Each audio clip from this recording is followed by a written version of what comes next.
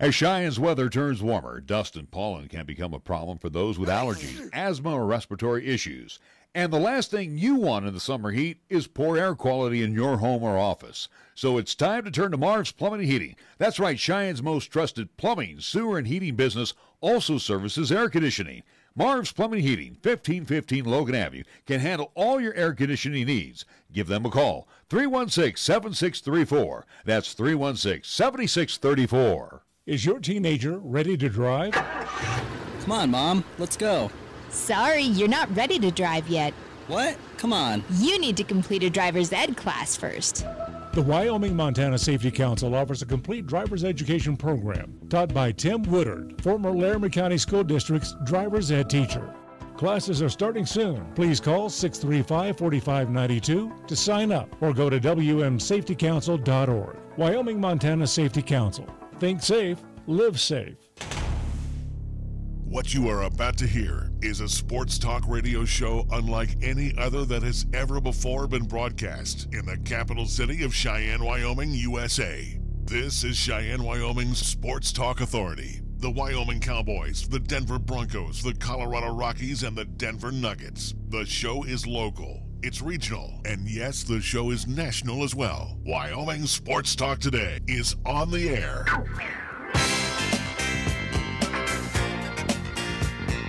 If they're talking sports on the radio in Cheyenne, this is the place it happens. This is Wyoming Sports Talk Today.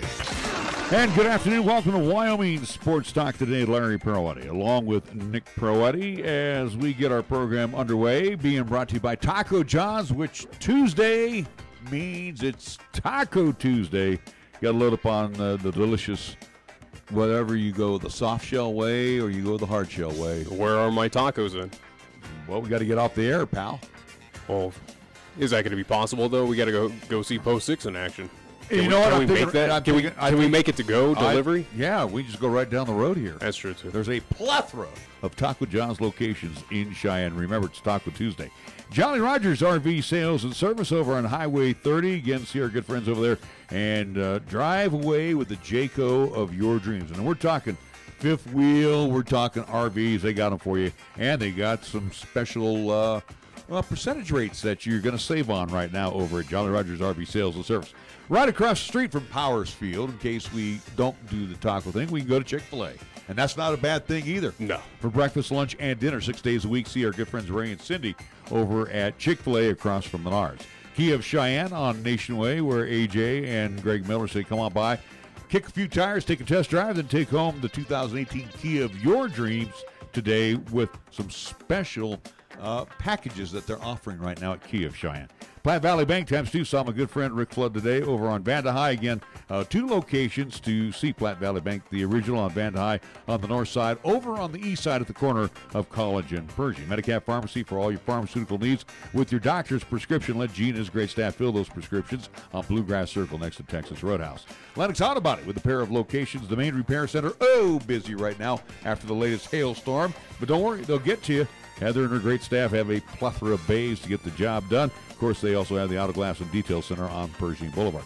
First Tier Bank at 1508 Stillwater Avenue, open Monday through Friday. Talk to them about their special CD rates right now with an APY that you're really going to be happy with. That's the annual percentage yield. Mondello's Pizzeria right across the street at 1507 Stillwater Avenue, Suite D in the Greenway Commons. Paisan cuisine at its best 7 days a week. Let Joe and Caesar and the gang take good care of you, whether it's a pizza, a calzone, stromboli, or one of their sandwiches on their fresh baked breads. It's delicious eating at Mondello's Pizzeria. The Wyoming Montana Safety Council, get a hold of Tim at 635-4592. We thank them so much for being a part of Wyoming Sports Talk today. Marv's Plumbing and Heating at 1515 Logan Avenue. Linkaway Liquor at 2825 East Linkaway. Grab a cold one for the ride home and then pop it open when you get home, and then watch the Rocks and the Redbirds tonight from Bush. And, of course, we get things underway with our scoreboard, which is always brought to you by Pepsi of Cheyenne. Nick? On my end, it's getting a little short, but as we are still underway with the Wyoming State Tournament, Post 6 in action last night against the Laramie Rangers. Got a victory 13-0. It was a final after 5, again, at the 10-run rule. So Post 6 will advance on. They will take on the Gillette Rough Riders coming up tonight. Tentative schedule around 6 o'clock over at Powers Field. So encourage all to head on over out there and support the Post 6 Sixers. All right, Major League Baseball going on at Petco this afternoon. The Padres lead the Giants 1-0. Giants mounting a little bit of a charge here in the top of the fourth inning. They put a couple of hits together, runners at first and third, 2 away, and the Padres lead 1-0 at Petco. Games getting underway when we get off the air. It'll be the Phillies and the Bo Sox at Fenway, Orioles and the Yankees in the Bronx. It will be the Mets and the Nats at Nats Park. Pirates at PNC. They will host the Cubs. It will be the Reds and the Tigers interleague play from Co-America. It will be the Rays and the Angels at the Trop at 5:10, 5:35. The Marlins and the Bravos at SunTrust Park in Cumberland, Georgia. White Sox will play host to the Royals in the 6 o'clock hour at Guaranteed Rate Field in Chicago. The Indians and the Twins at Target Field. Rockies and the Cardinals, 6:15 this evening. John Gray will toe the rubber for the Rocks. He's 8-7. 5.16 ERA, looking hopefully to drop that a little bit lower at Busch. It will be the Rangers and the Diamondbacks at Chase. Blue Jays and the A's in the Oco tonight in the 8 o'clock hour. Astros and the M's at Safeco. And the late night start for the Brewers and the Dodgers at Dodger Stadium at Chavez Ravine. Our scoreboard brought to you by Pepsi of Cheyenne. This is the Pepsi that's got a date with your taste buds. We're talking 1,000 bubbles dancing a two-step with you and 2 tacos at 2 a.m. Order number 83. Come on, you're up. This is the Pepsi that has mastered the art of the late-night munchies and is always down to dig into some deep dish. Hey, we don't do deep dish, capiche? Try telling that to Chicago. This is the Pepsi for po' boys, pulled pork sliders, and the godfather of all sandwiches, the Godfather.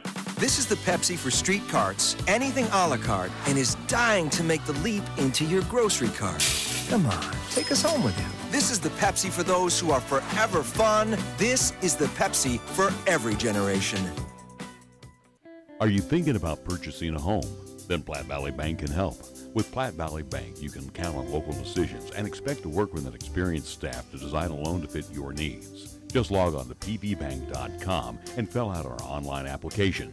We have money to lend, and at Platte Valley Bank, we are in the business of fulfilling dreams, enriching lives, and building our community one loan at a time. All loans subject to credit approval. Certain restrictions may apply. Platte Valley Bank, member FDIC, equal housing lender. At Medicap Pharmacy, we concentrate on nothing but your medications and your health. Each location is a locally owned, full-service neighborhood pharmacy. We won't make you walk through aisles and aisles of stuff or wait in a long line. Instead, we'll always make time for you by listening, answering your questions, and explaining your prescriptions. Medicap Pharmacy. We'll always make time for you. Medicap Pharmacy, 1947 Bluegrass Circle, next to Texas Roadhouse in Cheyenne. Or call 635-3712. Taco John's presents Olay the Day Pep Talks. Okay, good day in the weight room, boys. Remember, we lift weights for strength. For cardio, we lift weights faster. Wachowski, quit looking at your stomach, son. What you're looking for ain't there. If you want a six-pack, the easiest way to get one is at Taco John's. Stop in for a six-pack and a pound at Taco John's. Get 6 crispy beef tacos and a pound of potato olays, all for $10.99. Let's Olay the Day and go get one right now. Last one there has to pick up Mrs. Coach from jiu-jitsu class. Olay the Day at Taco John's. Here's the latest weather forecast on 1480 K-Ray. For today, it'll be sunny with highs around 81. For tonight, it'll be mostly clear with lows around 52. On Wednesday, it'll be partly sunny with a slight chance of a thunderstorm in the afternoon with highs around 80. And on Wednesday night, it'll be partly cloudy with lows around 54.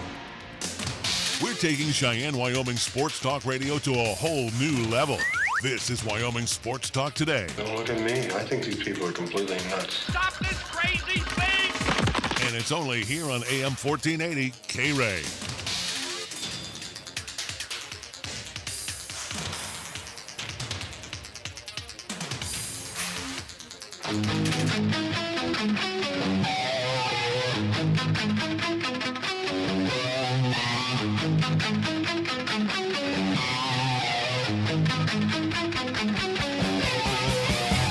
We are back on Wyoming Sports Talk today. The theme is going to be baseball for the bulk of the program, and good. I mean, it's been bulk of this. I know, but summer. But when you see this guy, you see him on the hardwood now, more than you see him on the diamond. I mean, well, actually, you see him summertime on the diamond. And I think he was one of the consistencies this offseason on the hardwood, at least in this town.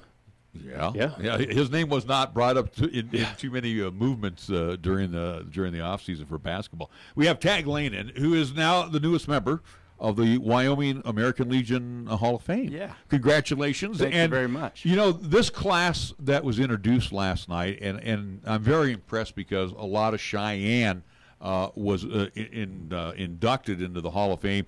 You personally have had the opportunity, with the Nimmo family. Yeah. You know, with your association with Ron, the Pop. Sure. Bryce first. Yeah, and then, absolutely. And then with Brandon. So let's run down the list again. We'll go with Pops, Ron, Nimmo. And again, obviously none of the three were there last night. That's right. I don't know, maybe because they probably got season tickets to see Brandon all year long.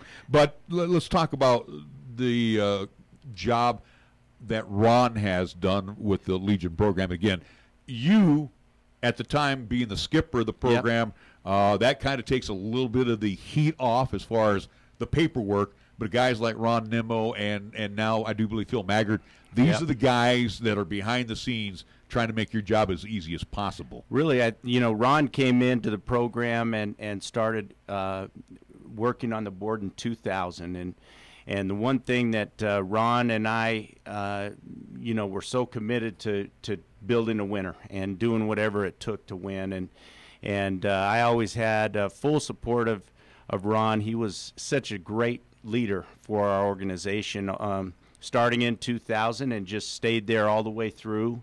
Was a huge integral part of the Raptors organization and competitive. And it was all about what are we going to do to make sure we win some state championships and have some success. And in 2000 we were in the championship game, and Bryce is an 8th grader, rising 9th grader, and we've got to be beaten twice, and it was a hugely disappointing day, and we got beat twice in 2000. And so we kind of created some fall ball action and started that really between the 2000-2001. I mean, Ron was an innovator in that sense and always supportive. And I said, hey, we need to add some fall to us. And as a president, he made sure that the resources were there for us to do that. And so he's an incredible guy, incredible leader. And, we eventually won it in 2001. And I can remember sitting with Ron after we had won one. And I said, man, finally, we'd been at it a couple years. And I'd won it in 91 earlier and then came back. But it was really in 2000 where we started to build the dynasty. And so when we won it, I remember Ron said, that's awesome, man. That takes some pressure off. And he said, we won one. Let's win them all. And that was kind of his mindset. And I loved it. And we grew the program out to 4 teams, and we did all kinds of different things to be as competitive as we could. We looked for ways to improve our facilities. And, Ron was probably the most instrumental of all of the board members, but Bill Hill and Warren Ayala and some of those guys had been there a long time, were a big part of making sure we ended up with a Powers Field and raised a bunch of money. And so those guys did so many things behind the scenes, and especially Ron, that there's no doubt that he belongs in the Hall of Fame for the success that we've had here. Well, and we'll talk about Brandon coming up, but, being around as long as I have, I remember Bryce. Bryce, great athlete. Unbelievable. Football, basketball, and, of course, what he did on the baseball diamond, and, of course, his career wrapping up at the University of Nebraska. But of the 3 sports, baseball is where he shined. And you as a coach, and I know, a matter of fact, I think back to when Brandon broke his leg, I do believe, at Cheyenne East. You as the coach of the Legion at that time, you must get worried every time that these guys, and they're great athletes, or student athletes, I should say, too. Absolutely. But they go from one sport to another, and you're like, oh, man, gosh, I hope, they come to me in, not in banged up shape, but treated as that precious cargo. Yeah, Bryce was just that stud, in his years at Cheyenne Central. He was unreal, and he was a super prep 25. He had a lot of injuries his senior year, so he was hampered his senior year. But what he accomplished in football as a freshman, sophomore, and junior, put him on the map as one of the best in the state, and he was an incredible athlete. And I can remember his senior year, maybe, I think it was, and by that time he had really gotten a reputation of being he was just a phenomenal player, and everybody knew it. And he was at third base, and he was getting his secondary, and the third baseman was just staring at him like, I don't know if he wanted to ask him on a date or get an autograph or what it is. And Bryce kind of bristled after a couple times and said, "What do you want?" And he looked at me, and I said, "Dude, you're a legend, even amongst your peers." And, he never really, took a step back from that, because he was just a tough go-getter, winner, competitor, and he was fighting for success. And I would say, there was a moment in time in his career that probably, was the point in time where we took that step in 2001. He's just a ninth grader. We're having a team meeting, airing some of the gripes, complaints. It's late summer. We're in Rapid City. Guys are saying, "Coach, you're too tough," or "This is too tough, our schedule." And Bryce was sitting there in the room, big room, and he was sitting on the floor listening, and he raised his hand. He was that kind of kid, and didn't speak up and raised his hand. And I said, "Bryce has something," and he's young. He's young. And he said, "Hey, guys, I know everybody's tight. They're feeling the pressure, but I just want you guys to know, don't feel pressure. This isn't hard. You go out and have fun. I'll get the job done. I'll pick you up. I'll strike a guy out. If you make an error, I'll get it done. If you get out, I'll hit a home run. I'll get it done." And it really changed the tone of that room. And that was just the kind of kid he was. And from that point on, we went on, a tear of winning 7 straight. And he broke down all those walls for so many kids, and doing that at that level where, he's making trips to Oklahoma State, Nebraska, and, all of the good programs. And he chose Nebraska and had a great career there. But, he was a guy who really put us on the map. And he's also still the holder of quite a few Post-6 records. And then we move on to the younger brother, Brandon, who, again, has made the show, and that's the most important thing. And what I like about what Brandon Nimmo did, he went through the system. Yes, they didn't bring him up right away, after being drafted number 13 and take him right up to the top. They brought him through slowly. He learned at each different level. And again, too, credit goes to you and your staff, because as he was trying out, so to speak, to get ready for the draft, he came in, basically pro ready.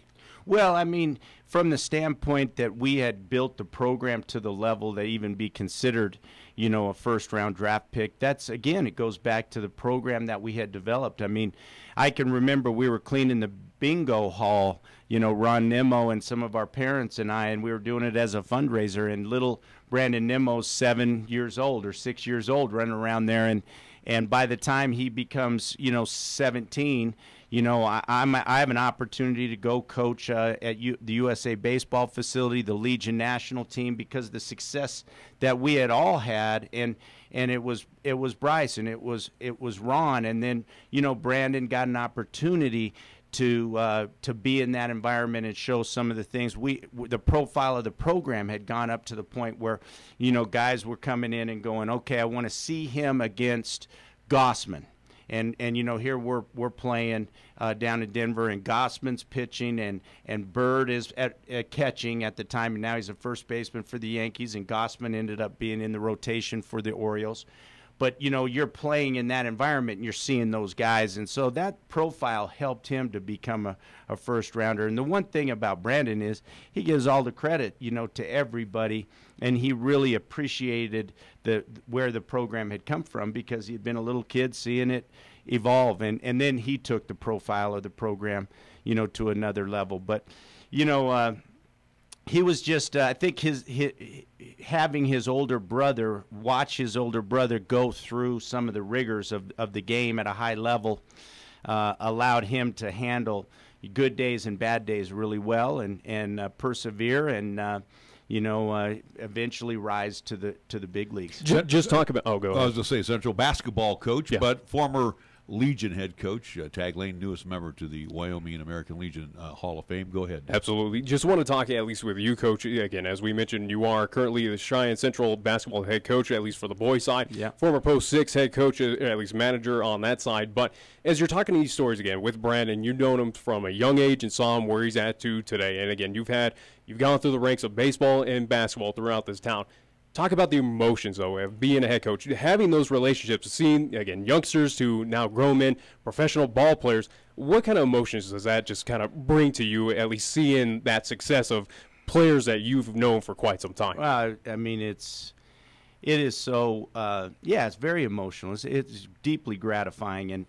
And I texted with Brandon today, and to have a relationship with Brandon and so many of my other former players, seeing Ty Savek out there last night, and I had taken a few pictures with my former players, and my brother was a former player of mine, and he goes into the Hall of Fame last night as well, and deserved it. And so, you just have those things mean so much. I've got a young kid in the basketball side with Lawson Lovering, who's getting some national recognition right now, and he's a perfect guy for it. He's very much that Nemo piece to him is being humble and work hard and never feeling like he's made it, just keep working. But having the experience of going through some of those national recognitions with Bryce and Brandon is something that I can offer him as he goes through these same things. But ultimately, there's 3 high schools in this town, but to me, this is one town,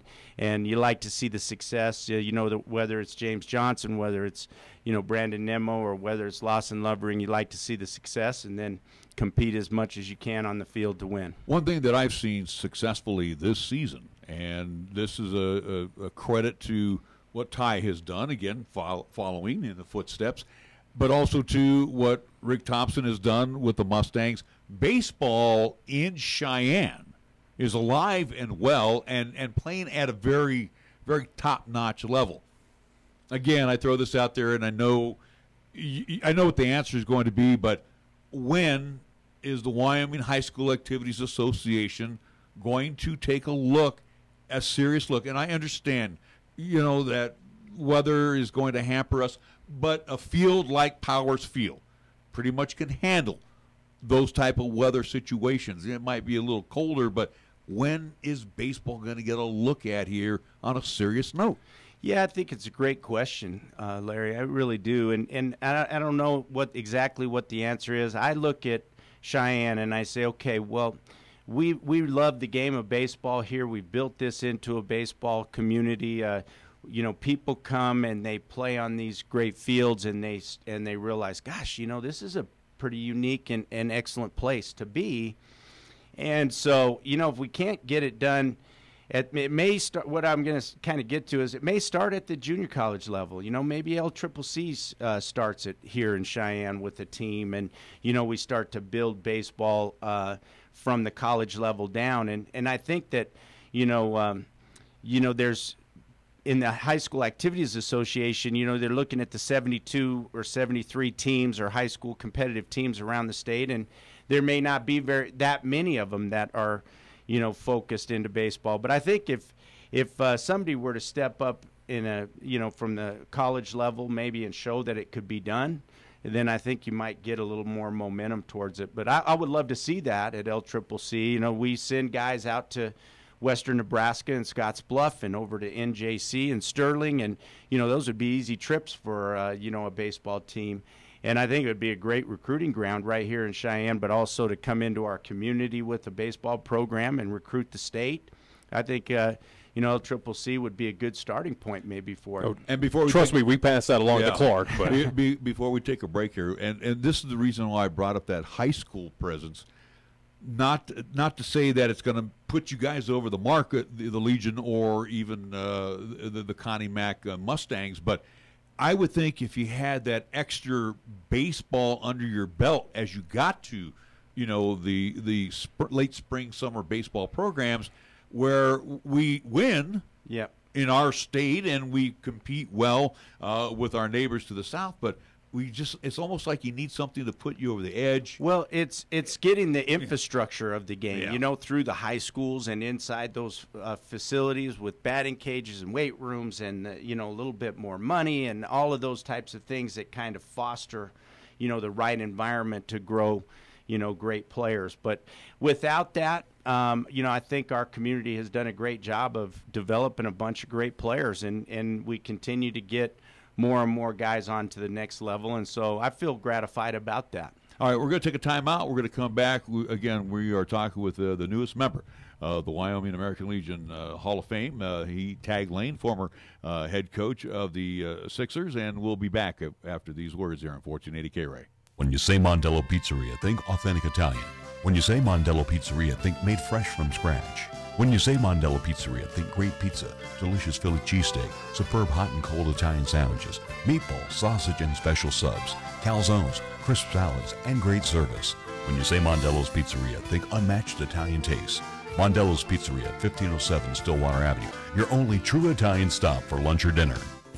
The time is now, and the place to go is Jolly Rogers RV Sales and Service for their annual model clearance sale of Jayco RVs and fifth wheels.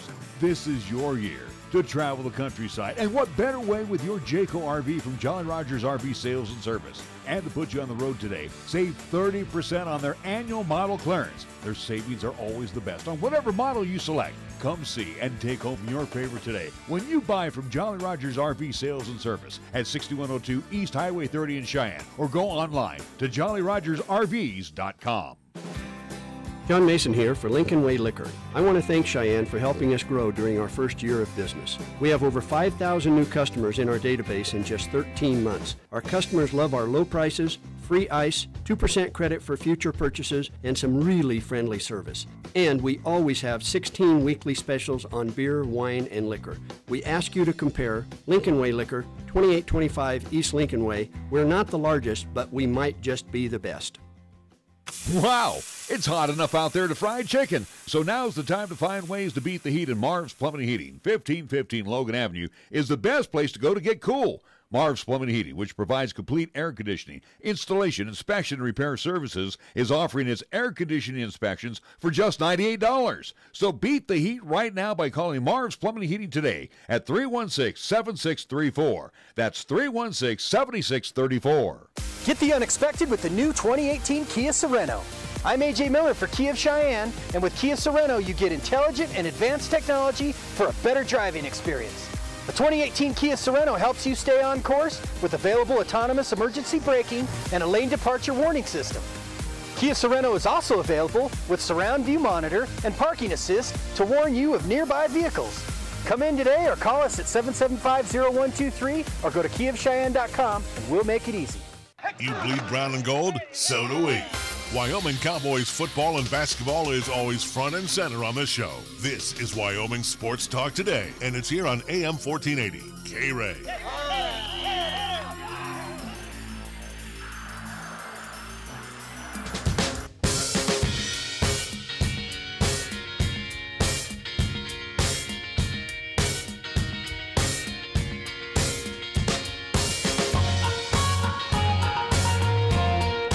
We're back with Tag Lane. You know, Tag, you said something that was very interesting to me before we went to the break.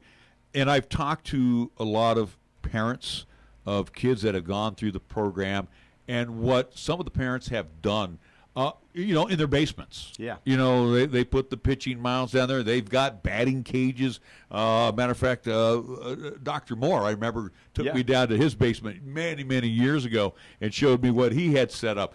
But it also reminds me of things what parents have done, and it's taken you to that next level too with the Wyco Baseball Academy, which again is out at the old teepee. Oh yeah, where a good buddy of mine years ago had Thunder Road. Tim, he used to have a Thunder Road, but you guys turned that into a baseball academy. Absolutely. Tell me a little bit about how that is progressing, and again too, it's something that it can be used all year round. Yeah, we have guys in there all year round, and It's awesome. You know, when we first got, we looked for years, Larry, for a place where we could kind of turn it into, you know, something that we can use. And we'd been moving with Post 6 from churches, you know, the back of it, wherever we could find a place. And so, you know, to find a place where we could put stuff up and use it year-round, and finally, and we've got that, you know, it's been there for whatever, 3 or 4 years, 5 years now. But, you know, what I found out is with the places, I'd say, hey, we're out on South Greeley Highway, and nobody understood where. And then I started saying, it's a teepee. As soon as you say that, everybody in town has an idea where it's at. And you know, we've just turned it into a great little indoor facility that allows us, I would say we kind of consider it a classroom. You know, it's not a hitting facility. It's not like you're going to come in there and put quarters in a machine. It's a classroom. It's an instructional room. It's a place where we do lessons, but also where those teams can run in and out of there and get some time in there and get to know each other and work on the game. And you can watch different coaches work with different players and different philosophies. But, you know, it's cutting edge. We've sent our instructors, you know, out to the National Baseball Convention, you know, a few times, and making sure we're seeing the things that we want to bring back to our facility. And, you know, our throwing program has changed. I was kind of looking through, because we're having a camp this weekend, Wyco is, and I was looking through our people in there, and one of the people that follows us there is Jaeger, and the Jaeger throwing program is something that we installed back in the early Brandon Nimmo years of our throwing protocols of how we were going to develop arm strength. And then we met him out at National Convention, and we started following each other, and he got linked into the academy. So I thought that was kind of cool, because I, you know, really loved what he has done. And, you know, Bauer is one of his primary guys that grew up using that Jaeger throwing program, and you see him, you know, in the big leagues and dominant pitcher. And so, you know, it's just, it's a way for us to kind of connect to the baseball world and make sure that information is getting out there, you know, to our baseball community, and we're trying to stay on the cutting edge and make sure we give enough instruction, opportunity to learn to grow baseball. You know, one thing also which was noted last night, and when you mentioned Brandon, it reminded me of a buddy of mine that I play ball on, and I've got about 3-4 guys that are scouts. Yeah. Matter of fact, you were with me when we did the spring training tournament down in Arizona. Chuck Hensley, who pitched with the Giants under Roger Craig, he's now a scout for the Giants, and we were talking about Brandon. And matter of fact, he had told me he had gone back to the Giants brass and said, hey, you might want to take a look at this Nimmo kid. I'm surprised that the Giants kind of poo-pooed him and did not give him a second look. But not saying any favoritism on this side, at least I wanted on the team. But no, also too. But then I got another buddy of mine who works for the Mets, and he said, you know, they saw him, they liked what he had done in all of those little showcases. Showcases. Mm-hmm. But also too, you've had that chance to scout. Tell us a little bit, when you are out scouting, what do you look for? Do you look for the? And matter of fact, I saw the one kid when we were at the tournament up here, the Cabo tournament. The kid that was from the Bandits, Colorado. Bandits. Yeah. Big port cider, threw by like 80+ miles an hour. There's a guy from Washington State. Few Pac-12 scouts. But I could pick out his flaws, and I would tell you what pitch he was throwing, he was giving away. So things that you are looking for when you were out there scouting. Well, you know, first thing for me is, you know, as a kind of a low-level scout, if I'm going to try to pass somebody's name on to someone, the first thing I want to see is demeanor and approach, mentality, ability to handle, you know, adversity, toughness, and love of the game. I mean, you got to have that. And then from there, obviously, you know, talent comes off the page, and that's an important piece. But bottom line is, and you can track it right through Brandon Nimmo's career, you're going to run into the wall in this game. It's a game of handling failure, and it's a tough game, and it's for tough people, and the people that are going to go back into the lab and get better. Is it tough on him right now since he got hit on the hand? And again, what I saw years ago was Troy Tulowitzki. Right. First time he got injured against Minnesota, when he got plunked, and it set off a chain of events where he was injured. Is that something that's in the back of Brandon's mind right now, that he got plunked on the hand because he did drop a little bit in his batting average? And it's really difficult on a couple fronts. One, you got to sit out, you lose a little bit of your timing, but as much as anything, the amount of time that he can spend in the cage. I mean, when you have an injury to your hand, you have to really limit the number of swings that you're taking every day. And he's a guy that likes to get into the cage and hit and hit and hit and hit and hit and hit and stay after it. And when you get an injury, you've got to back that off. But I talked to him recently here the last few days, and I talked to him today, and I know he's feeling better and he's feeling more confident and he's feeling like he's kind of getting it back into the groove a little bit. And so hopefully he stays locked in. I mean, he's had a tremendous year, and you take a look at his OPS, and that's really where it's at for him. But injuries are huge, and handling adversity is huge, and you're going to run into it, and that's and nobody has handled that better than Brandon over the years. And of course, he's in the mecca for the media too in New York City. Go ahead. Absolutely. Now, just at least for you, Tag, get your thoughts on just kind of the state of baseball here in the capital city, from your times at least managing Post 6 to where we are right now. And again, we've kind of pieced it together again with Wyco, where also too we'll talk about new pieces where Pioneer Park gets renovation. We do have the newly established Cheyenne Coyotes within their second year as an additional baseball program, Cheyenne Mustangs, of where they're at. But state of at least baseball here in the capital city, from where it was back in the day, how it's evolved to right now, how do you kind of see things just kind of shaping up here in town? I like where we're going, and I really think there's still room for baseball to grow. You take a look at that CABA tournament that came in here, and that's a great tournament. And it was good for the Legion teams that played in it. It was good for the Connie Mack teams. I was able to run into some old friends from Cherry Creek. I hadn't seen Mark in a few years, and JD, and some other guys that I knew, like LaFave, who was in here with the Oysters team. So, I think when you start bringing in those kinds of people, those kinds of teams, that's big for your community. It'd be nice if we had one more field, probably high school level quality field.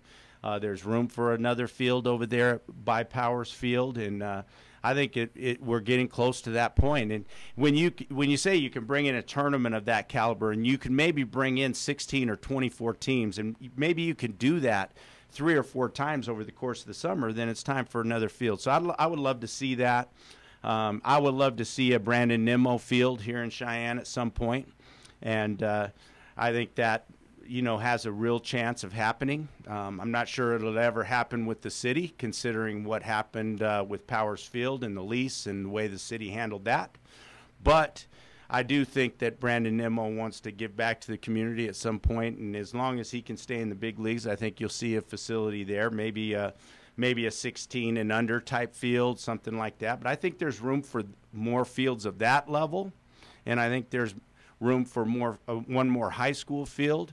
I really like what they've done with the softball facility, up the hill from Powers Field, and I think that's really important for the ladies that are growing up here in our community to have a legitimate opportunity to play on a college regulation softball field. I think we could produce college softball players that play in the College World Series for softball in this town just as much as we can baseball. So there's probably a need for maybe those lower level fields to kind of combine use in that way, and then have a hallmark. They kind of have a hallmark field for that right now, so I'm glad they've done that.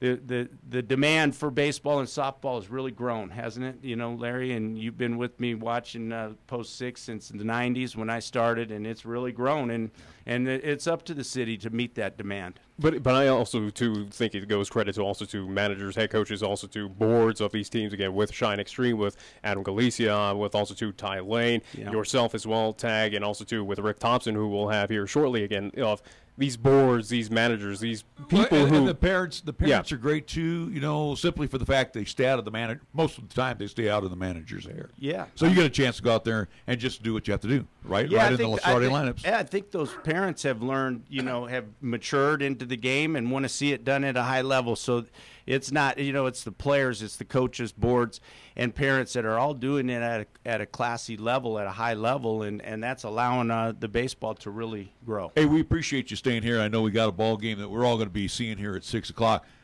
Tell us your feeling. And again, you as a manager put up the numbers that were worthy of being inducted into the Hall of Fame. And mentioned Jade also was inducted as well last night. So Lane times 2 last night into the Hall of Fame. But you personally, the feeling of knowing you got the call, it's not Cooperstown, it's Wyoming, but you're in a very prestigious Hall of Fame. Well, it means a lot, and I grew up loving this game and wanting Cheyenne to be a much better baseball community. I really did, and it was frustrating to watch my brother play.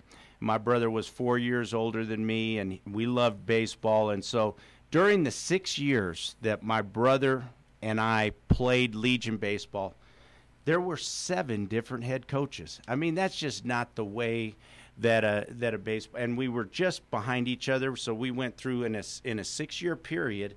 They had, 7 different head coaches, and so I remember watching him play and watching Casper and Mike Devereaux and Alan Griffin and those guys beating us, and going, gosh, man, wouldn't it be great someday to be on top? And so to have a Brandon Nimmo in the big leagues and to have the baseball where it is today is very gratifying, means a lot. The history of Legion baseball is one that I know very well from all the years that I grew up and all the years that I coached. So to be in that group, it means a lot. Also, too, Brad Pickett was out there representing his grandfather last night, and Buck McVeigh was out there representing his son, who couldn't make it for the induction ceremonies last night. Brad Pickett and I are good friends, and we taught together, we coached together over the years. But they were talking about some of the guys going in.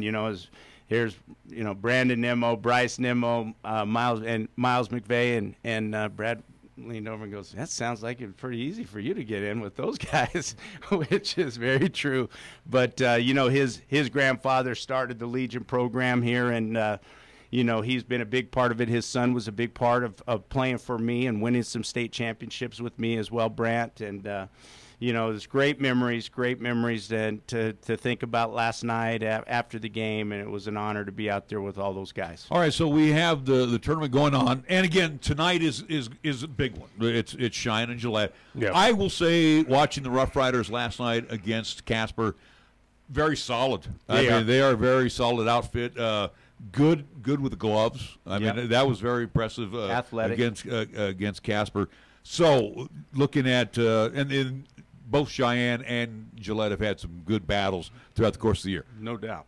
Home field advantage, does that make a Hill of Beans difference at Powers? Well, I think it does make a little bit of a difference, and I think it makes a big difference when you're up in Gillette. It seems to, but I like to have them here, and but at this point in the year, when both teams have played 75 games or whatever they've played, and they've won, both teams have won over 50 games. I think, Ty, I haven't got to check, but I told Ty earlier, you might catch a single season. I think I went into the 60s once or twice, and I think he might be touching 60 wins or something.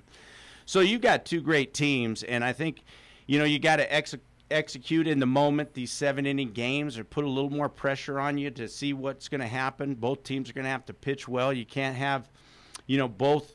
I thought, Casper kind of made some mistakes last night against Gillette that really gave them opportunities to open it up and maybe not get some runs on the board. And you can't make those kind of mistakes tonight. And so, it's going to be a battle, and I think both teams are really well coached. And so it's going to be a battle tonight. Standings for Post 6 after last night's victory, 60-17. It's interesting, too, with Gillette being in town. And again, to our friends from Campbell County that are listening to the program, probably in with us here on Periscope. But it is a typical Cheyenne-Gillette matchup. It doesn't matter what sport it is, but the crowds are going to be there for both these two squads I hope so, tonight. Man. I really think, and Nate is a good friend, and he has done such a great job. Ty has done a phenomenal job. It's totally underrated, the job that he's done coming in behind me, and he's got a chance to win his 3rd consecutive state championship. But, you know, he was there as my assistant for 3 years there, too, before that, and then all 4 years playing for me. He's done a phenomenal job, and so you're going to see a show tonight, and hopefully the fans will be out. I'm excited. I'm excited to see it, and, you know, I can't wait, and you know, and whatever happens after tonight, it's going to be fun to see how it continues on until we crown a champion. One other thing, too, and again, you may have stepped down as the manager of Post 6, and again, you're focusing on basketball at Cheyenne Central, and again, you know, you've already brought a state banner to the Central Indians, but you're still involved in baseball. Matter of fact, I was talking with a good friend of mine today, Jerry Schlabs. We were talking about a season that just happened here during the summer. So tell us a little bit about these young men that you coached. I love. Thank you. Or should I say managed? Exactly. Thanks for asking about that. Yeah, I went ahead and took over the 13, which is our oldest level of the WICO teams, and I just love the game, Larry. I love the game. I love to explain the game, teach the game, and help raise kids in the game. And then I had an opportunity to coach that 13s. Last year we won the AAA state championship in Colorado, so I did it again this year. Primarily wanted to do it again because Chad Whitworth's son was on the team, and I'd coached Chad, and Jerry Schlab's kid was on the team, and I coached Jerry. And so to have that come full circle and be able to coach their kids and then to win another state championship down there in Colorado is a lot of fun. And we had to win 5 games in one day. I'm like, this is softball-ish, you know, but we won 5 games in one day, and it had a lot of fun. And both those young boys played great, and we had a number of other kids that played great. And so it was a thrill for me. And I don't know I'll do it anymore, but I picked up the ball and I handed it to Whitney, Chad's wife, and said, this will probably be the last game I ever managed, so here's the ball. She started crying. So I said, well, I probably joking. I probably come back. But, you know, it's highly doubted. Like he says he wants a wrap-up. You know, it's interesting, like what he said, though, Nick, you know, where, you know, he coached Chad, he coached Jerry, and I'm there calling,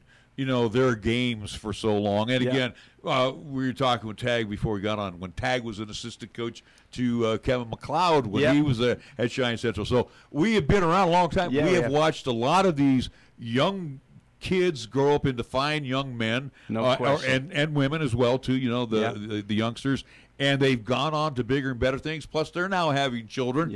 And it's almost like chips off the old block. And they're easy to coach, aren't they? Oh, I love it. You know, and they their parenting is great, and they know where they're going. They have an idea. They have a plan, and they, you know, I've gotten a lot of support from the parents when I go down there and coach, or, you know, even at Central High School. And so it's been a lot of fun. And Kevin McLeod, I owe a lot to him. And, you know, we have a great relationship, Kevin and I did, over many years, where I was his assistant. I mean, he really taught me the game of basketball. And, you know, anytime you have an opportunity to pass that along, and the time I had with Lou Roney as well, it's really something that I take great pride in and joy in, because, you know, those guys are legends. And then now I've got Jim Schaefer, who's going to come over and coach with me at Central, and Jim and Kevin have a long relationship.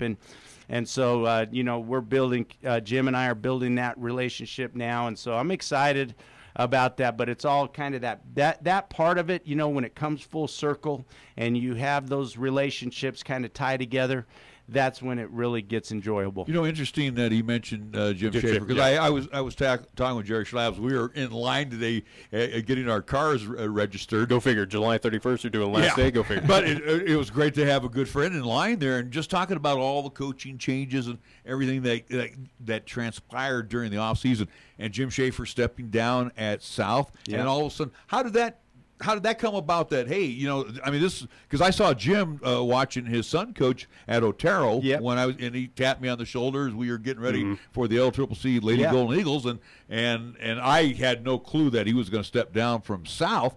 But all of a sudden, as he steps down, and then we announce a couple, 3 weeks later, he's working with you. So tell us how that all came about. Well, first of all, I will say Jim also just put a shout out to him. He just went into the Wyoming Coaches Hall of Fame as well this summer, so that was really great. And it's been great to work with him all, you know, summer so far. But really partly was started on the track. We talked about Kevin McLeod. I saw Kevin, he's kind of finishing up his career this year in his last kind of track meet for junior high, and Jim had stepped down, and I said, gosh, man, I hate to see him go. He's too good a coach not to coach. And Kevin said, I think he'd like to coach, continue to coach. And so that's a no-brainer as far as I'm concerned. Reached out and said, if you want to coach, I'd love to have you. And when you come from, similar coaching trees, and I'm not sure if he's the tree or Kevin's the tree or whatever it is, but I know that I've learned under that same system that those guys have established. So to have another voice like Jim in our gym every day is going to make a big difference. I really wanted to hire, Kevin Cates stepped down at the end of the season, kind of wanting to end his career, which I hadn't expected, but it just kind of fell in place, Larry. It's just one of those things, but I really wanted to find somebody that I could put with Lawson. I've got a Division I big man, and that's really what Jim specializes in, is working with bigs, and to have an opportunity for him to have an opportunity to work with a Division I guy, for me to be able to put those two guys together, I think it's going to be really gratifying for both of them. Let's keep on the basketball theme as we're getting close to the top of the hour. Yeah. And again, we could spend time, especially where we probably get your thoughts on Willie Jones having LCCC. But this upcoming season, as you mentioned, again, you're going to have a lot of returners coming back, especially with the big man of Lawson Lovering at the center. But your thoughts of heading into this season, again, with Gillette's of the world, at least with Campbell County, and at least your counterparts, especially here in Cheyenne with the kind of fluctuation that we saw with head coaching maneuvering, where we got Jeff Bailey over at South now. You have Wesleyan at East. We got Rusty Horsley. Yeah, that's true. Again, see, it's kind of shake the die and just wherever they land. Rusty was one of my assistants. He was my Hawks head coach, for a couple years. So I love Rusty, and this will be a great opportunity for him. He's coached football too at East, so yeah. And he'll do a great job with them. And I think East has got a tremendous amount of talent. I coached Jeff Bailey's, at Cary Junior High in 9th grade basketball. So I've known Jeff forever, and I think he does a great job. So the basketball in Cheyenne is really good on the boys' side. It's really good on the girls' side, and I think Chad DeBryan is going to do everything to bring that South girls program to where it needs to be. He's a great coach, and Glenn Kirkbride's a great coach, and East has got an established program and a really good assistant to take that spot there, Wesleyan, and so I see it being a great place to watch basketball, and I think with LCCC growing and the profile that you're helping them build. Willie Jones and the Oliver kid moves on, and they're finding a way to get a Cheyenne kid in there. But the success of those Cheyenne kids says a lot about the caliber of basketball in this town. We got a lot of guys working really hard at the game and playing on year round pretty much, and it's exciting where we're at on a basketball level here in this town too, and it's on the rise. All right, well, we got to let you go because I know you want to get out to Powers Field here in a little bit and catch some more ready. Legion baseball. And again, good luck to the Post Sixers. And again, thank you guys. The job that you have, the course you have set for Ty, and it seems like he's taken the ball and continued to run with it in the right direction. The question is, can we get past the damn regionals? I know we can. And I think if anybody can get him there, it's Ty, and he's young, and he's really aggressive, solid coach, and gotten a lot of calls from people saying, "Hey, man, your kid has just done a tremendous job." And so, if we can keep the colleges from calling and getting him out of here, I think he's going to do a great job over time. Does Ty get a bonus incentive? Like, for instance, if I bring ratings to the station, he's going to bonus me money, but he hasn't agreed to it. But I mean, for Ty, if he gets past that regionals, that's the first I heard of it. I think I would definitely have to give a bonus incentive on that. So that might be out of Dad's pocket, but definitely would be willing to do it. Yeah, there you go. I mean, we all seem to take care of our kids. Tag, thanks so much. Good talking to you, and we haven't seen you in a while. Appreciate it. We'll catch up with you during the high school sports season as well. You guys are doing a great job. Thank you. Thank you so much. We'll be back after these words right here on 1480 K-Ray. Is your teenager ready to drive? Come on, Mom. Let's go. Sorry, you're not ready to drive yet. What? Come on. You need to complete a driver's ed class first. The Wyoming-Montana Safety Council offers a complete driver's education program taught by Tim Woodard, former Laramie County School District's driver's ed teacher. Classes are starting soon. Please call 635-4592 to sign up or go to wmsafetycouncil.org. Wyoming-Montana Safety Council. Think safe, live safe. Chick-fil-A is a proud supporter of our high school athletes at East, Central, and South. May the school year bring success to all of you. Before you start your day, stop by Chick-fil-A for a hearty, delicious, and satisfying breakfast. Only at Windmill and Del Range. Breakfast is served Monday through Saturday from 6 in the morning till 10:30 a.m. Breakfast with Chick-fil-A, the most important meal of the day at Windmill and Del Range. Summer is here, and the Wyoming Beer Distributors wish you a happy and safe summer with this reminder. If you are serving alcohol at one of those great backyard barbecues or company picnics, it's your responsibility to make sure that none of your guests drink and drive. Pace the drinks, push snacks. Be sure to offer non-alcohol beverages and stop serving alcohol well before the party's over. No one should be put at risk because of drinking. It's up to you to do your part. This message sponsored by the Wyoming Beer Distributors Association, the Wyoming Association of Broadcasters, and this station. Do you have a big remodeling project in mind? Then the best tool for you is a home equity line of credit from Platte Valley Bank. Whether you are remodeling, making home repairs, or expanding, a home equity line of credit can help you finish that project. Stop in and we'll show you the hidden value in your home with a home equity line of credit from Platte Valley Bank. Some restrictions may apply, subject to credit approval. Platte Valley Bank, member FDIC, equal housing lender. Are you looking for a pharmacist who will actually take the time to talk to you? Then come to Medicap Pharmacy. We're dedicated to healthcare only, which means we'll fill your prescription quickly, and then we'll make time to listen, answer your questions, explain your prescriptions, and tell you about possible drug interactions. Medicap Pharmacy will always make time for you.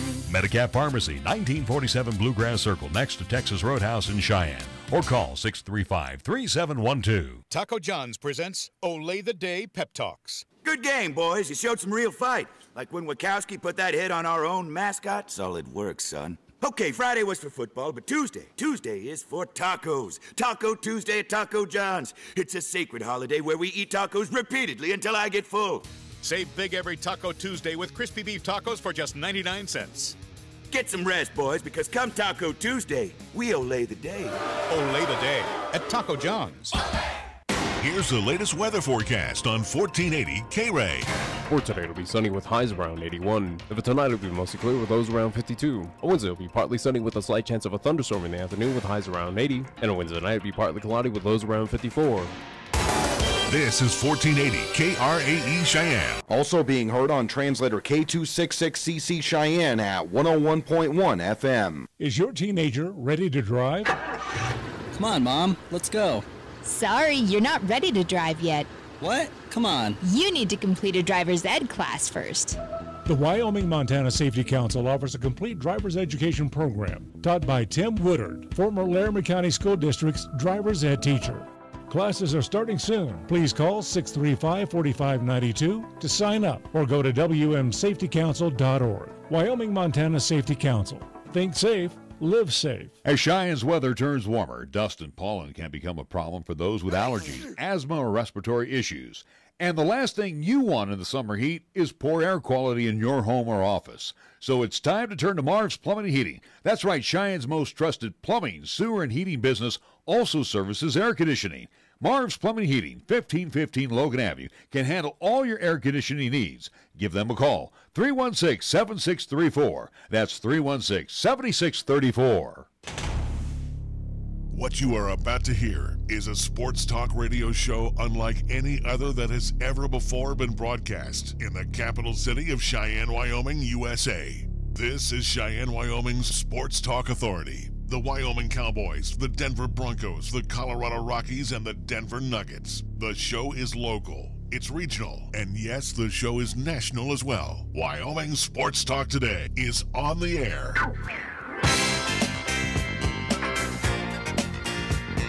If they're talking sports on the radio in Cheyenne, this is the place it happens. This is Wyoming Sports Talk Today.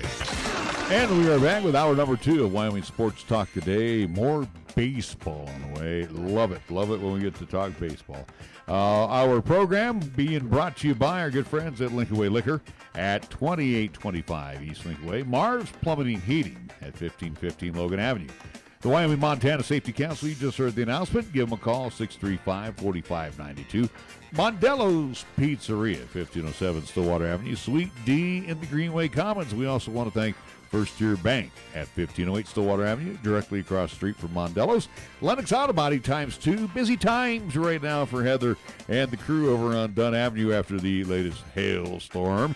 And again, they have. It wasn't just a storm; it was multiple. Yeah. Well, and like I said, I sat down with Heather last Monday. Said, "You're just one hailstorm away from really getting this thing cranked up again." Just licking her chops right now after that one. No, she was running around crazy yesterday. But anyway, Lennox Auto Body on Dunn Avenue and the Auto Glass and Detail Center over on Pershing Boulevard. Medicap Pharmacy, same location as always, Bluegrass Circle right next door to Texas Roadhouse. Platte Valley Bank, 2 banking locations. Eastsiders, catch them right there at the corner of College and Pershing, and of course the original location on Banda High. Kia of Cheyenne, for a great-looking vehicle of your dreams. Check out what AJ and Greg and the entire crew have for you over there at Kia of Cheyenne on Nationwide. Chick-fil-A right across from Powers Field, so grab some dinner tonight. Catch the ball game over at Powers Field. Chick-fil-A offering breakfast, lunch, and dinner Monday through Saturday. It was pretty awesome, especially where the winds were blowing not from the compost. It was more from Chick-fil-A. You could smell it last We'd night. rather have it from Chick-fil-A. Oh, yeah. That smelled really, really good. Chick-fil-A across from Menards. Jolly Rogers RV Sales and Service over on Highway 30. Today it's Taco Tuesday at Taco John's, your home for loaded potato olays, the sirloin steak burrito. They're 6-pack and a pound, and as I mentioned, Taco Tuesday today at all Cheyenne locations of Taco John's. And for my good friend Will and the gang over at Pepsi, got to have my Pepsi as we open up our program here, hour number 2, with our scoreboard before we bring on our next guest. So, Nick, what do you got on the scoreboard? Well, again, it's kind of light right now as we're winding things down on the baseball side, especially on the local side. But Wyoming State Tournament still in action right now. It will be underway at 6 o'clock tonight with Cheyenne Post 6 in action, taking on the Gillette Rough Riders. After last night's victory against the Laramie Rangers, 13-0, that wrapped up after 5. And as I mentioned before, Post 6 on this season, it still matters, but they are 60-17 overall, looking for the victory tonight to move on and advance in the Wyoming State Tournament. All right, Major League Baseball, the Giants have taken the lead in their contest with the Padres. And you worried they were going to get no hit? No, I remember I mentioned they had a couple of hits when we were at talking. the beginning. You were worried. Well, yeah, because this team sucks. Yeah, they're not awful. They're not Cincinnati bad. They're not Miami bad. They're not Tampa Bay, Baltimore bad. No, but they're Mendoza line bad. Yeah. Giants leading the Padres 2-1. Remember, they lost how many games last year? A lot. Yeah. The Padres and the Giants 2-1 right now at Petco, and they've moved to the top of the 8th inning. Games getting underway when we get off the air. Phillies at the Red Sox, Orioles at the Yankees, Mets and the Nats at Nats Park, Cubs and the Pirates at PNC, Reds and the Tigers as they will have interleague play at Comerica, Angels and the Rays in the Trop at Cumberland, Georgia. The Braves will host the Marlins, Royals and the White Sox in the 6 o'clock hour in Chicago, Indians and the Twins at Target Field. Rockies at 6:15 will take on the Cardinals at Busch. John Gray on the hill for the Rocks, 8-7, 5.16 ERA. It will be the Diamondbacks hosting the Rangers at 7:40 tonight. 8 o'clock games has the Blue Jays in Oakland again, taking on the Athletics. Astros and the Ams at Safeco. Brewers and the Dodgers in Chavez Ravine. That'll get underway around 8:10 Mountain Time. Our scoreboard brought to you by Pepsi of Cheyenne. Hi, I'm Alex White, tea master at Pure Leaf.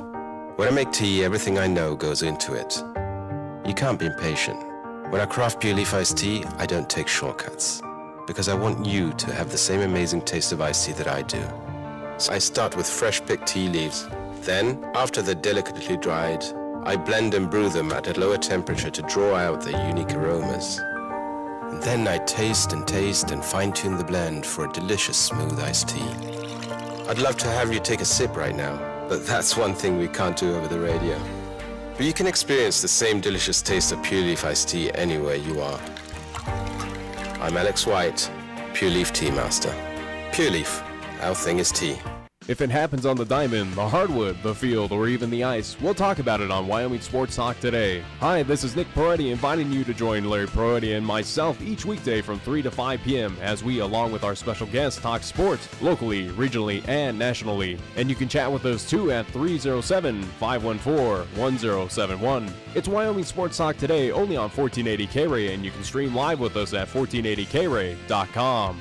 Taco John's presents Olay the Day Pep Talks. All right, good half of football, boys. Now, good is good, but we can always be better. Look at Taco John's. They took those tasty little potato lays and loaded them up with bacon and ranch and all kinds of good stuff. They made something good even better. Taco John's new loaded potato olays are loaded with craveable toppings for breakfast, lunch, dinner, and even dessert. So olay the day, boys, and play like you're making loaded potato lays. Olay the day at Taco John's.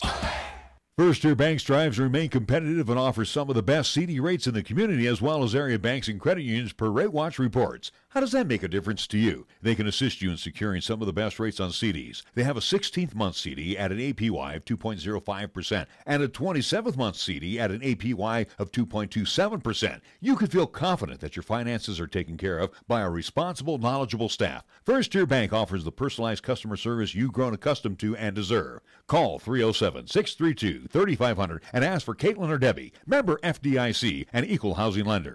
Here's the latest weather forecast on 1480 K-Ray. For today, it'll be sunny with highs around 81. For tonight, it'll be mostly clear with lows around 52. On Wednesday, it'll be partly sunny with a slight chance of a thunderstorm in the afternoon with highs around 80. And on Wednesday night, it'll be partly cloudy with lows around 54. Here the season never ends. From Wyoming sports to the Broncos in Denver. From Rockies baseball to talking hoops with Nuggets basketball. Local, regional, and national. This is Wyoming Sports Talk today, right here on AM 1480 K-Ray.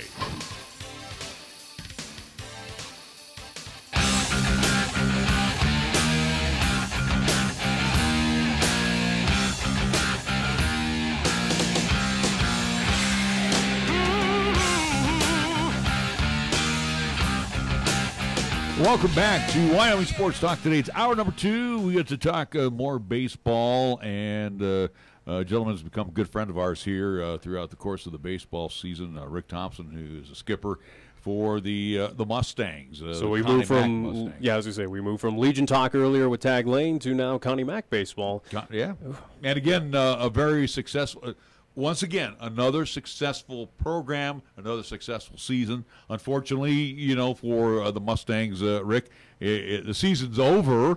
But, boy, a lot of highlights and a lot of things that you, as the skipper of this ball club and your coaching staff, can take away as a lot of positives throughout the year. A lot of positives. Larry and Nick, thank you for having me on the show again. It's always a pleasure to be here.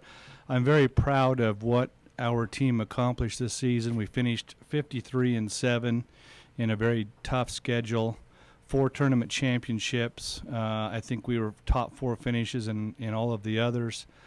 So I couldn't be prouder of that group of boys, how hard they worked, and the coaching staff, how hard they worked to prepare the team day in, day out, and for every game. You look at this tournament in New Mexico, and again, I'm going to throw it out there, the best of the best participate in this tournament. So there was no slackers, so to speak, at this tournament. Every game was one that you had to throw out an ace, so to speak. And everybody had good pitching that you were facing. So they were all very good teams. The team we beat in the first game out of Texas came all the way back through the losers bracket and made it to the championship game, only to lose to the California team that beat us in our last game. And you're right, they were all quality teams, the best team from their area, and so it was great for our guys to see and play against that competition.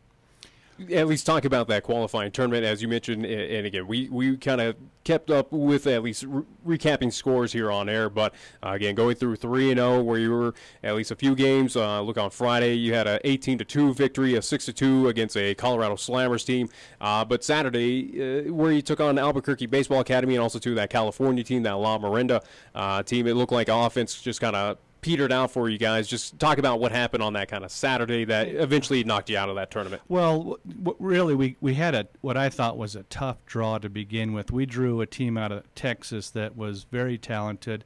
We played a great game, got a great pitching effort, and managed to win that game, kind of held on at the end to win that 4-2. Next day we came back and won 2 more good games. The team we beat out of Colorado, Slammers Chronican, is their #1 team. We had not played them this year. We played them last year. They've got a lot of D1 commits on that. A pitcher that's going to TCU and a bunch of other guys are going to the major D1s, and just played an outstanding game to beat them 6-2. And we were sitting pretty good at that time. We were 3-0. We were one of only 2 teams still left unbeaten in the winners bracket. The next day we played the Albuquerque Baseball Academy. They had saved their ace. They were able to get by their first 2 games without using him, and they had a bye into that 3rd round. So they'd only played 2 games, and he threw a great game. He wasn't overpowering, but he had good control, good off speed, good curveball. He could throw everything for a strike. Really kept our hitters from really being able to get comfortable at the plate, and we did not score. It was the first time we had been shut out all season. And we had Tyler Oppie on the mound, who's 16-year-old. He's a sophomore this year, threw a great game. He threw 5 innings of shutout baseball. They got a run in the 6th, and they got 2 more in the 7th. But he gave us a chance to win. We just didn't get it done offensively. We turned right around and played the Lamarinda, California team in the next game as a loser-out game in the Final Four. And once again, saw a good pitcher. They were deep with pitching, very talented team, good hitting team. And Kyle Grant started that game, did a good job. They finally got 4 runs off of him in the 5th. In the meanwhile, they held us scoreless, and once again we were shut out. So it was a really surprising to see us get shut out. Our guys were competing hard. We just couldn't put together what we needed to offensively. Didn't get that key hit. We had several times runners on base in scoring position and needed a hit, and it just didn't come. And I think a lot of that credit goes to when you're facing really good pitching, it gets difficult to score. And so it was a good tournament, especially good for we have 9 guys that have signed to go play college baseball off this team. So good opportunity for them to see the kind of pitching they're going to see in college at the next level. And what the coaching staff and I are proud of is of the fact that we think that we have helped them really get ready for the next level. You know, it's interesting, too, where you are mentioning Albuquerque and you're mentioning Texas and Lamarinda. Matter of fact, if I'm not mistaken, some of those kids end up going to St. Mary's over there in Moraga, right, where, right, baseball, and again, baseball in Northern California. Right. You're over there in Contra Costa County where there's over 1 million people. I mean, here we are from Cheyenne, Wyoming, 60,000 big, and maybe 100,000 here in the county. But again, we're playing against metro area teams, and then we also forget, not so much metro area teams that could pull through, at least were, again, not they play all year round. That is well true, but also to again have a bigger pool to pull from. Where again we're kind of exactly, and the thing is too, not saying it's struggle for Legion and also to Connie Mack, but also too with the Cheyenne Coyotes. It's a little bit. But again, it goes back to our conversation that we had with Tag here moments ago too. As we continue the conversation with Rick, it's like, wow, these guys have that opportunity. They've already got 30 games under their belt, maybe 40 games prior to joining these Connie Mack programs. And I know when I was playing for the Lamarinda team, we had just come off our high school season. So my point is, though, it's almost like, yeah, we had 60 games under our belt, but these guys have been together and they've played together for a lot longer, and they pretty much know everybody's, they almost can feel what's going to happen in a ball game, so to speak. Well, you're right. The teams, and I'm not making excuses for you. No, the teams that we played are from large metropolitan areas, and we would get questions, where are you from? And we had to kind of explain geographically where we were from. They would ask, how big is Cheyenne? And yeah, they would raise their eyes when you'd say, well, we're about 65,000 people. And they said, wow, that's pretty amazing. You can bring a team out of there and come compete at this level. We had a lot of coaches who were very complimentary of our players, asking for rosters, asking who we had available, that were being, so they could recruit them.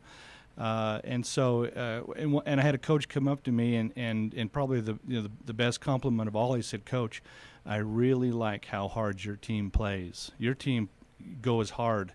And that's a compliment we had gotten before, and I really appreciated hearing that, because that's one of the things we stress to our players: play hard every game. And I think that's how you win 53 of 60 games, is you play hard every game. And this team did a good job of doing that this summer. You know, with the 53 wins this year, again, just and only 7 losses, you, as the manager's team, what did you gain from this season? Not the wins and losses, but what did you gain by going to all of these tournaments and taking your team just about everywhere, it seems like? What did you gain this year as a skipper? Well, one thing that you gain is exposure for the program. You know, we help put Cheyenne on the map, help put the Mustangs on the map.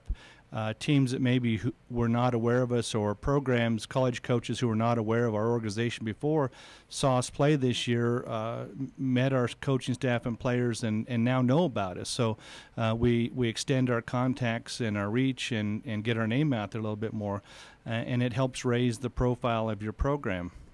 Now, again, not to just go and put out next season right here now, but again, with 53 wins and 7 losses, for you at least, kind of planning for next season, is it something where you might take advantage of those contacts and say, maybe we need to elevate the schedule a little bit tougher? Maybe do for instance, Post 6 competing out in Omaha, Nebraska, where they saw the likes of teams of Arkansas and a few other kind of states that are a little far out across the nation. Is that something where maybe next season Mustangs might take a look at of, hey, we got these contacts. Hey, Albuquerque Baseball Academy, you got a tournament? Sure, we'll head down your way. Sure, and we received invitations to tournaments after we played someone. They would say, hey, we host a tournament. We'd like to have you down.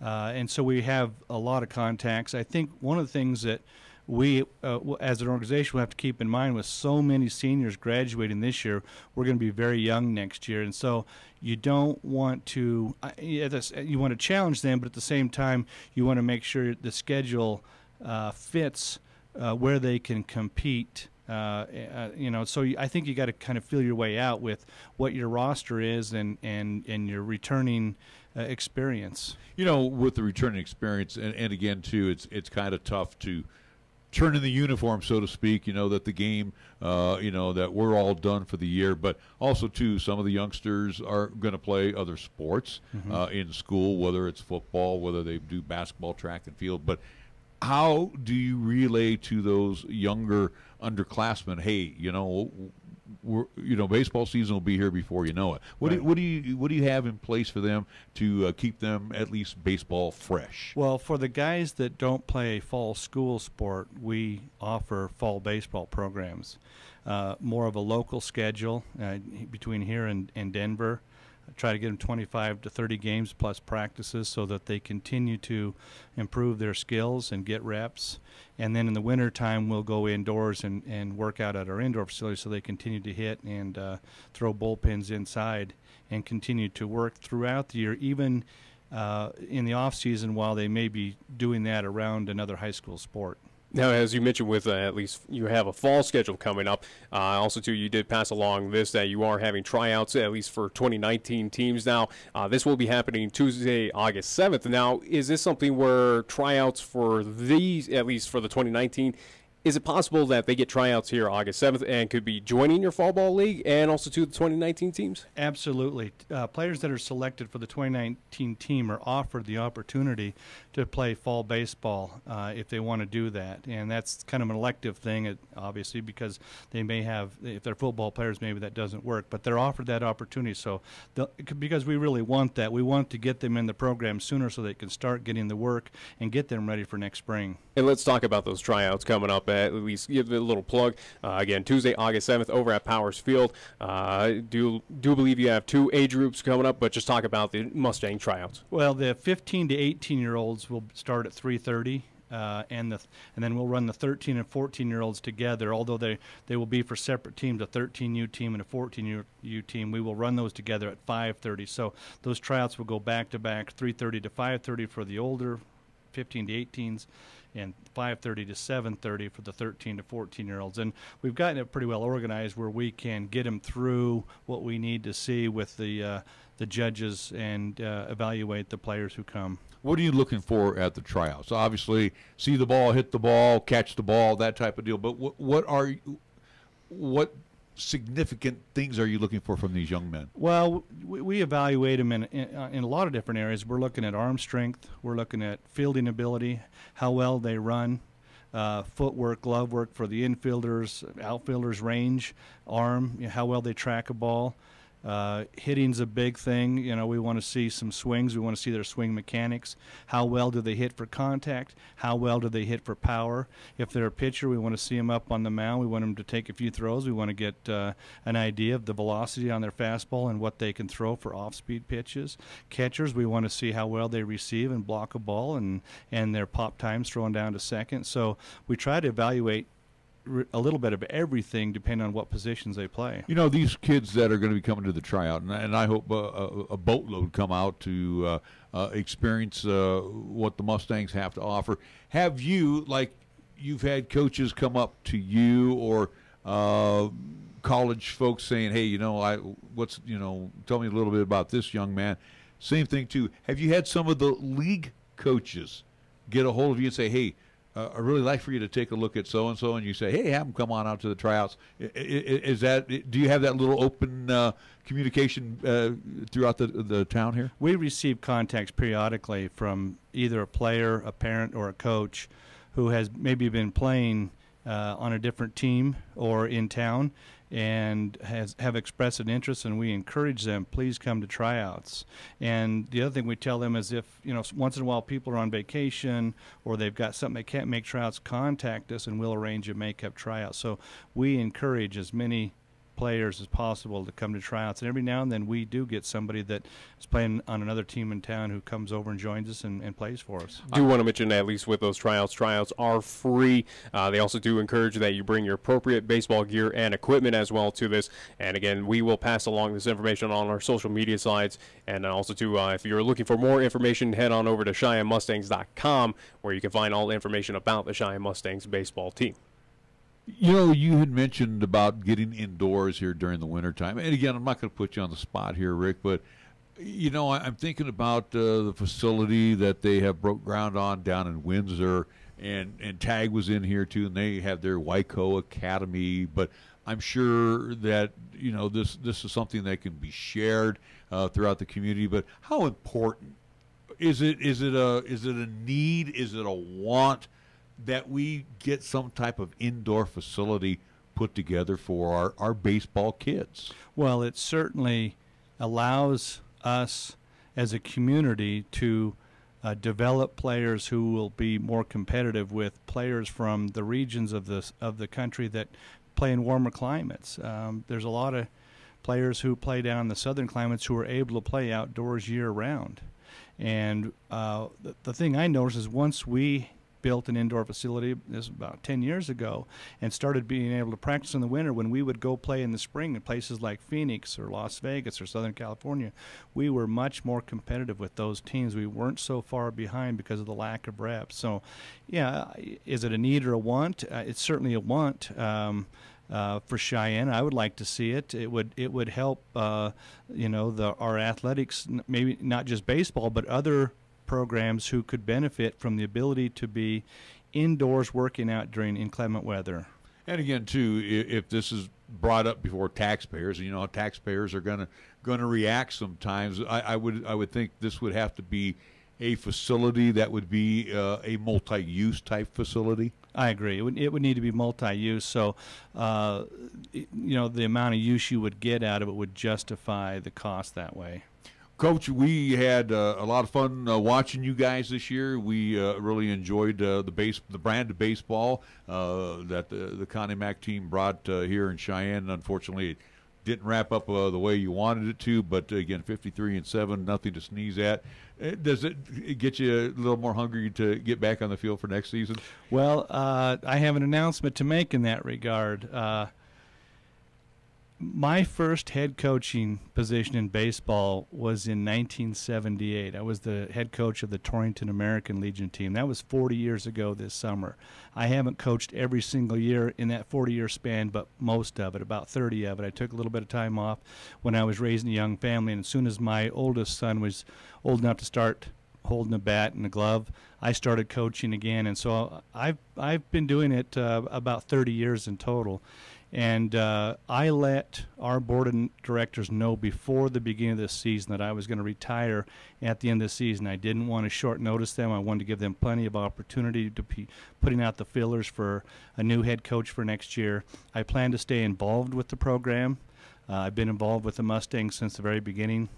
I plan to stay involved with the administration and to assist with the development of players. I want to continue to see players get developed and trained in Cheyenne. And so to the extent they'll have me continue in that capacity, I'm certainly willing to do that. But I had not made it known publicly that I was going to retire at the end of the season. I did not want it to be a distraction for our team. I really wanted our team to focus on the season. Some of our players might have assumed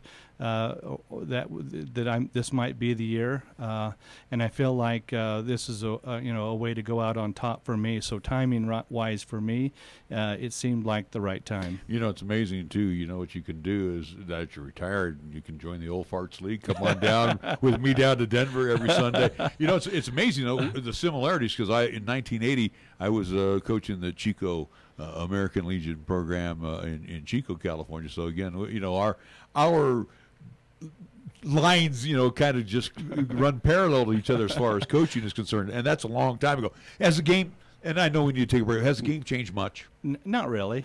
I think it's become, the clubs, the number of teams out there has increased.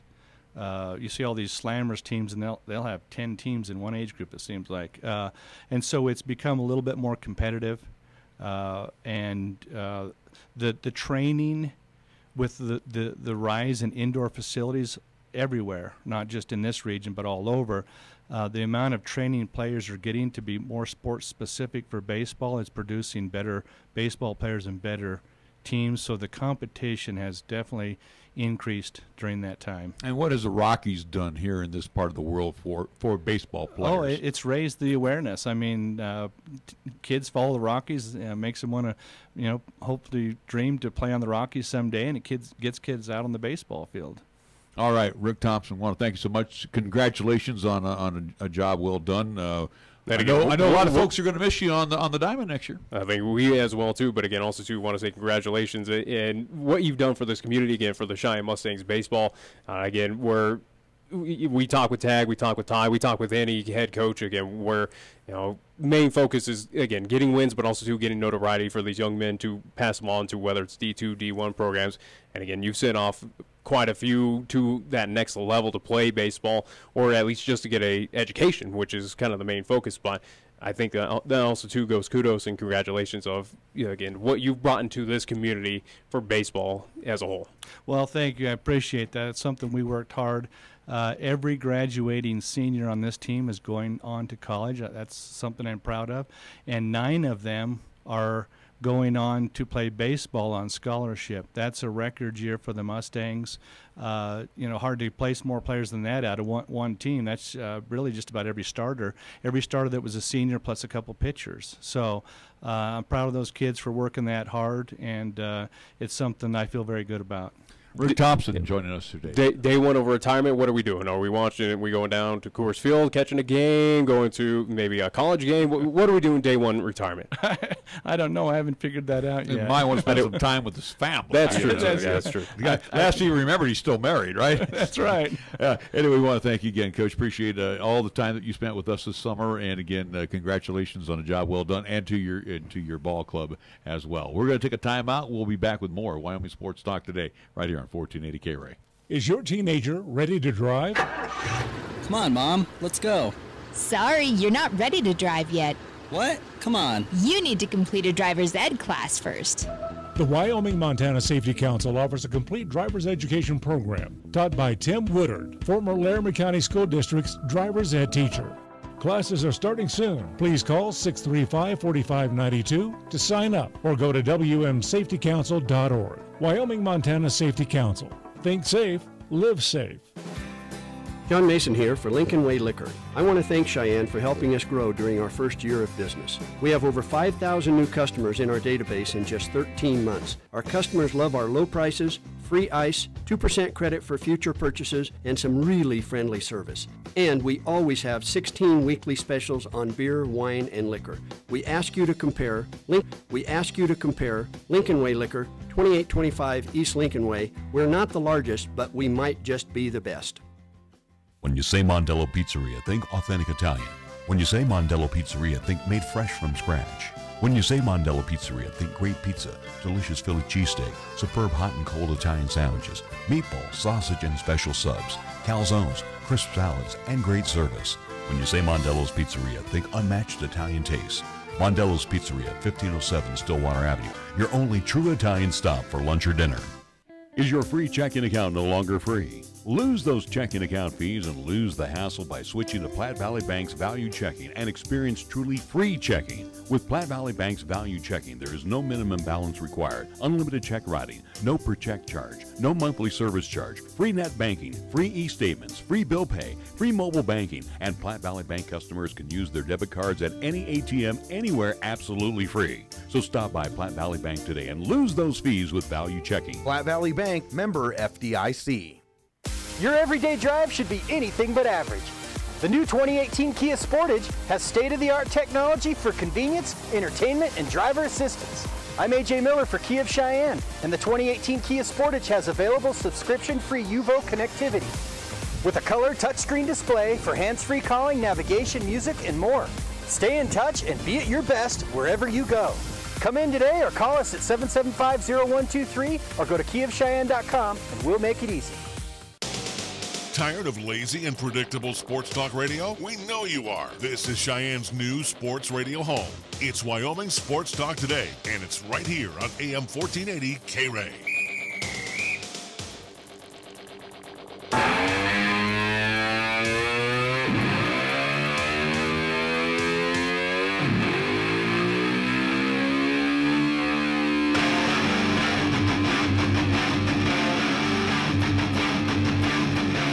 We are back on Wyoming Sports Talk today, updating you out of Petco. Giants, Padres, bottom of the eighth inning, and they are tied at 2 apiece.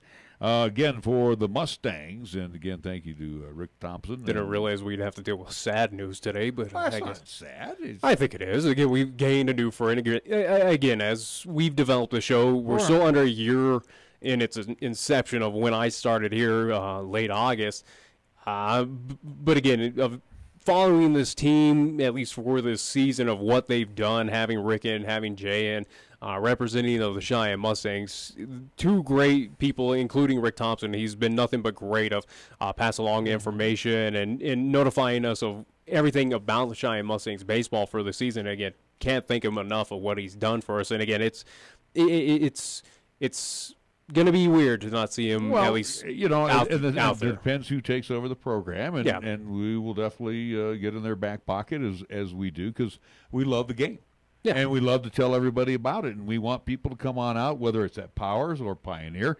Matter of fact, tonight we want you to head out to Powers Field, 6 o'clock. It's going to be Legion Baseball. Day 3 of the Wyoming State Tournament. Post 6 hosting the Gillette Rough Riders, and that will be, again, at 6 o'clock for, I think, tentative schedule. Pitch, yeah. Yeah, as they do, I do believe they'll have the loser bracket at least game going on at 4 o'clock. It should be underway right now.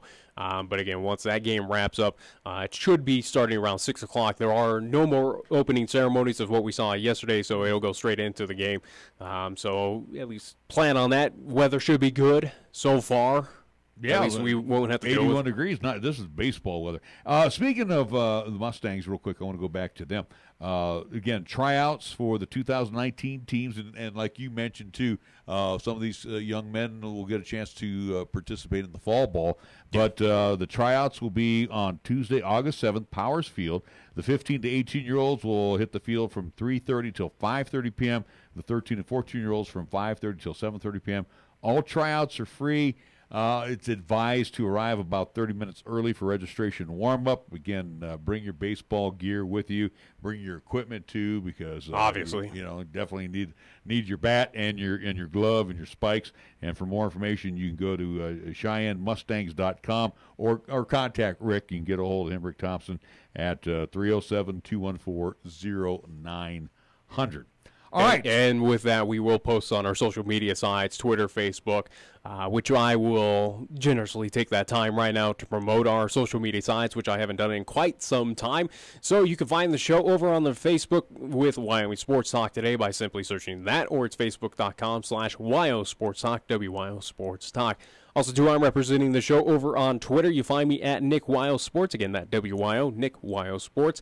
We're on both sides. We are, at least I am, passing along information regarding guests who will be on the show. Any updates, at least regarding the show as a whole. Again, next week we're not even going to have a show because I'll be down in Dallas, Texas, or at least the Lone Star State, because I'll be up between Waco, Austin. You're going to go out to Arlington too, right? You're going to catch a Rangers game? Absolutely, I got to.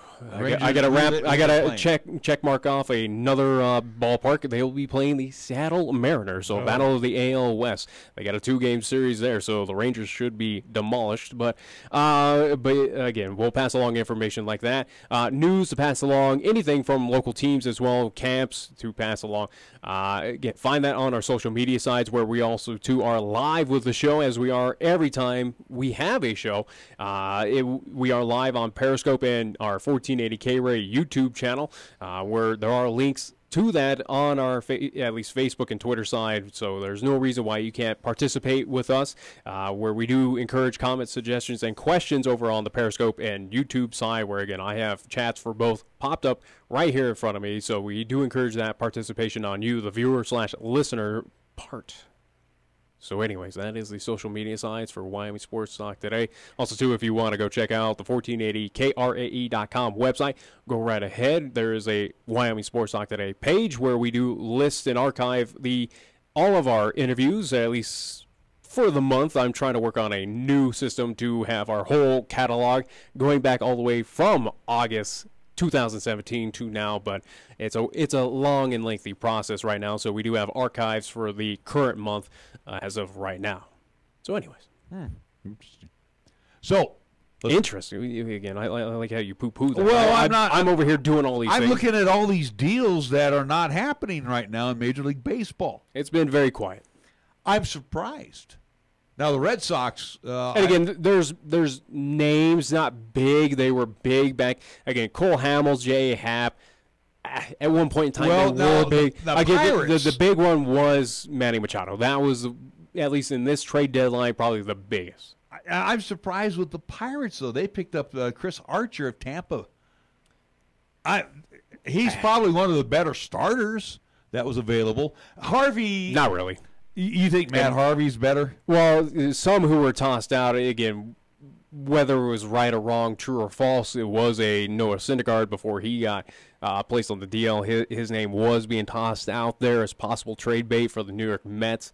Harvey Ross Britton from the Orioles. Yeah, but again, with that deal that the Pirates got, okay. Pirates aren't really going to do anything with that one. It was kind of a question. Well, I really didn't anticipate the Pirates would be a buying team. Not at this point in time, but okay. But is it something that helps them elevate themselves in that NL Central? No. Not when you have the Cubs, not when you have the Brewers. You even have the Cardinals, as much as they're not going to do anything. It's almost a questionable of maybe for the future, but okay. All right. You do you, Pittsburgh. The Pirates this past offseason and this season have been that team of, what the hell are they doing? I don't know. It seemed like they were fire selling everyone, where you saw McCutchen go out to San Francisco. You saw a few other big names move on. It seemed like the Pirates were going to be the worst team, at least in Major League Baseball. At this point in time, they're okay. They're not awful as I anticipated, but you just don't. Pittsburgh is that team where it's hard to figure out what are they doing. I have no idea. I do know that Boston kind of got a little healthier, picking up Ian Kinsler from The Angels. Kinsler, he has not been the same since those early years in Texas. But he's still got a lot of baseball. Again, left in where him. we saw him move off to the Detroit Tigers, he was kind of a blurb out there, at least in the massive shadow that was Miguel Cabrera. Kinsler, sure, it's you add a little bit of extra oomph, at least to the offense. He's solid on defense, but it doesn't blow me out of the water. It really doesn't. The big news came out, I think, earlier this morning, and there was going to be a lot of Bryce Harper hysteria.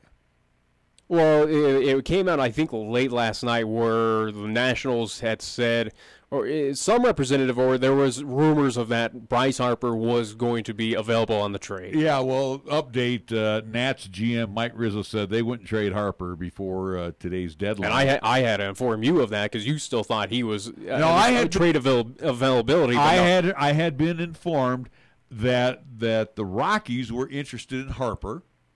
Yeah. And I as I was talking with the party about it, I said, well, who are they going to throw up there? And I said, my first thought was, well, we've heard the DJ LeMahieu situation, and you're going to have to throw. You would have to put up pitchers. a big. Again, Nationals would have to. And the Nationals got a lot of pitching. I don't know if they would even be. No, I don't think the Rockies. I don't think the Nationals would say we want your pitching at all. But you would have to send them some big pieces in return. I think the Nationals, it was a situation where if they were going to trade Bryce Harper, they're expecting some good return, some big names. And I don't think DJ LeMahieu would have been solid at second base. Let's be real. The Nats are pretty. But I'm just saying, is DJ LeMahieu and maybe a few minor leaguers worth the value of a Bryce Harper? I don't think in the minds of the Nationals, if that was a trade, I don't think that would have been worth it. Well, now where Harper's going to be a rented gun anyway. Could I see the Rockies, and again, not saying that they're going to or they were, but maybe an Arenado. You toss in a Carlos Gonzalez because, again, you got him for the cheap. But Arenado, where he might just up and leave next season, again, you do have to deal with that situation where he might be, saying, hey, peace, Rockies, I've had my fun. I'm going to explore my options. Maybe that was a situation where the Rockies just kind of just take care of that and going, well, I think Arenado? I think the Rockies did okay. We all thought teams were going to be buyers and sellers. They only bought one. They got O. They got O, and does that move the meter? Does that vault them, or at least does that vault them in the NL West? Not really. Well, I don't know, but after watching McGee throw up bring some more gasoline to the fire last night, I think it might be sitting his big butt down. And granted, this is also to a team or any team out there where trade deadline is pretty much here, but you still have waivers where teams can certainly do that and pick them up.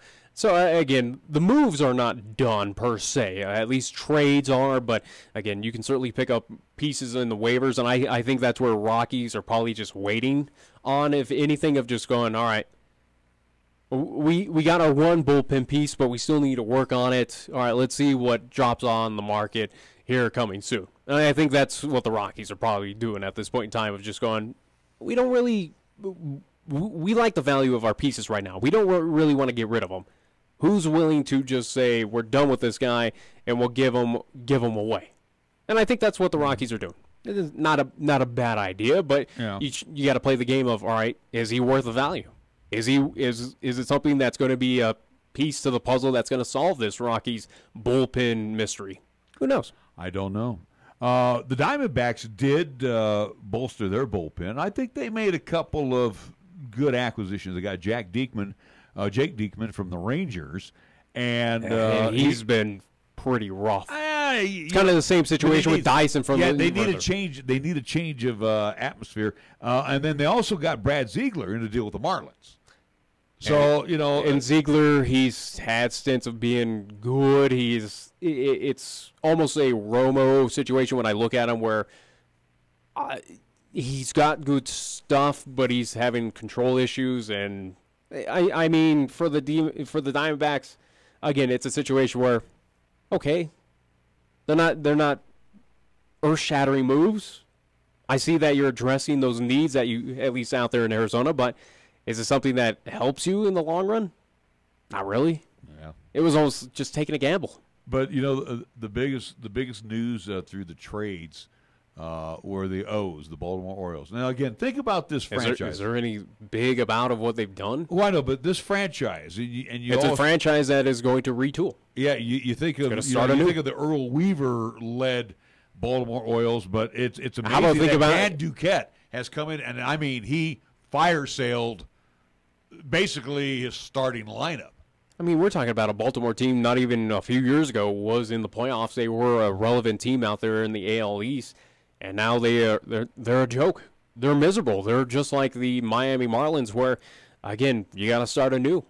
I do not fault that team. I'm surprised they did not get rid of a few other pieces on there, again, with a Chris Davis. Granted, is he really worth anything at this point in time? Probably not. Again, for me, Chris Davis he had the one phenomenal home run year. He's been solid. He's solid as a defenseman, but Trumbull.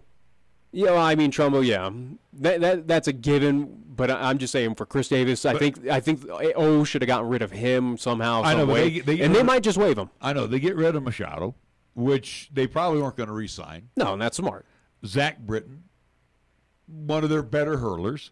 I think the Jonathan Shoup deal went through where he went to the Brewers. Yeah. Kevin Gausman, Brad Brock, and Darren O'Day. And these are all for prospects in a rebuild.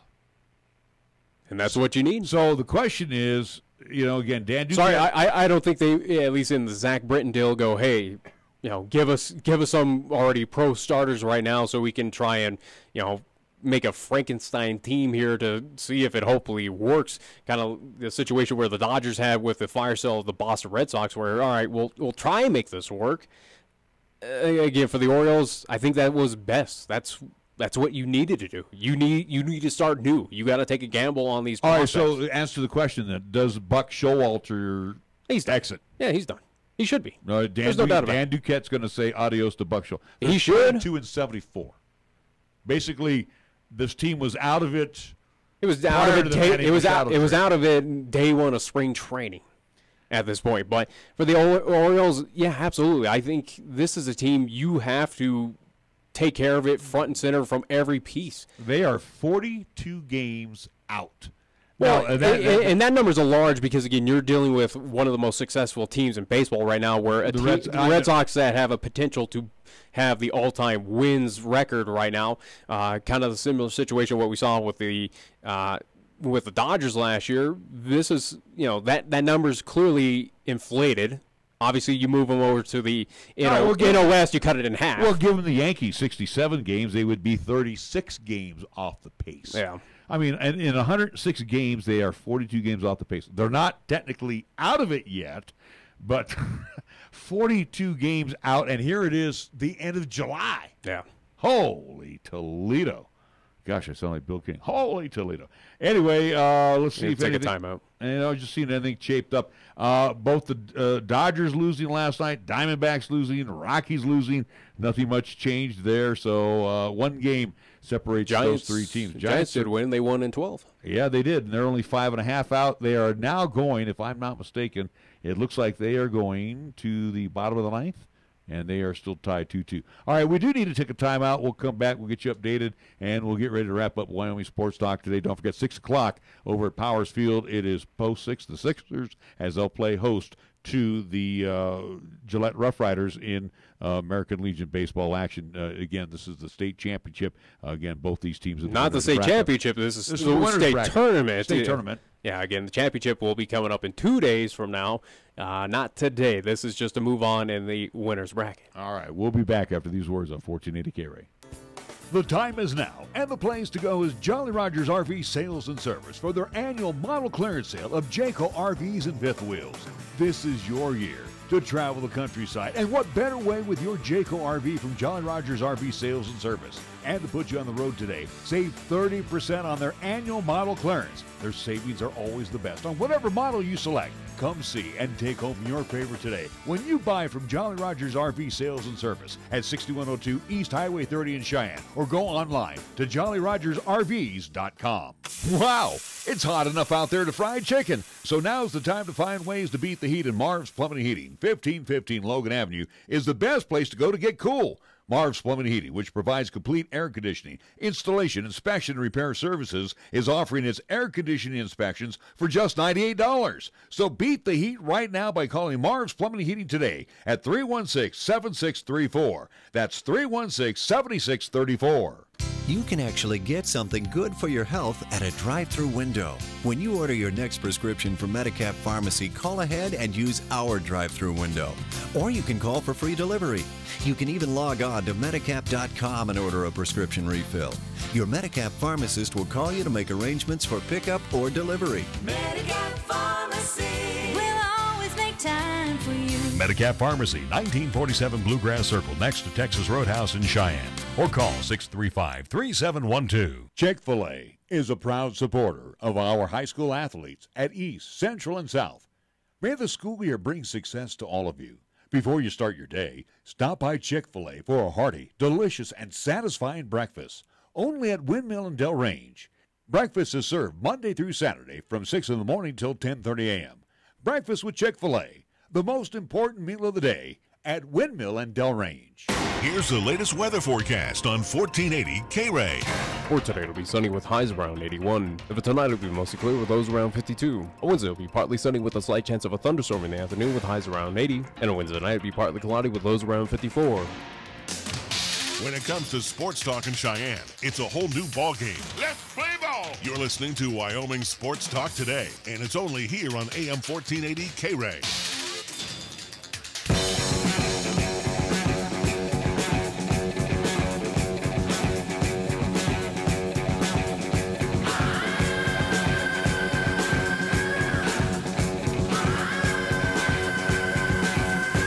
We are back for a few more moments here on Wyoming Sports Talk today. Can I just listen to Lead instead of you? Yeah. Again. Giants and the Padres, they will more free baseball going on at Petco. Go figure. As they will move to the top of the 10th inning, and they are tied at 2 apiece. And there was big names at least being tossed around, especially on the Giants side. Again, with trade deadline wrapping up. That thoughts were Andrew McCutchen.